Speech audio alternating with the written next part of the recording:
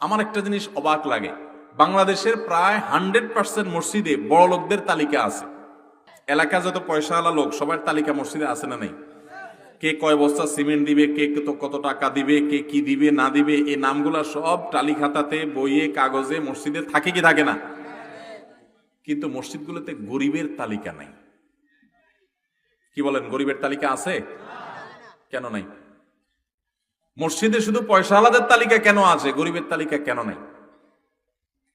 আমার নবী সাল্লাল্লাহু আলাইহি সাল্লামের মসজিদে শুধু ধনীদের তালিকা ছিল না, আমার নবী সাল্লাল্লাহু আলাইহি সাল্লামের মসজিদে গরিবদেরও তালিকা ছিল। শুধু তাই নয়, আসহাবে সুফফা নামক সাহাবীদের, একেবারে যারা নবী সাল্লাল্লাহু আলাইহি ওয়াসাল্লামের কাছ থেকে ইলম হাসিল করার জন্য অকাতরে তাদের সবকিছু ত্যাগ করে তারা পড়ে থাকতেন, তাদের বেশিরভাগই খুব গরিব অভাবী মানুষ ছিলেন।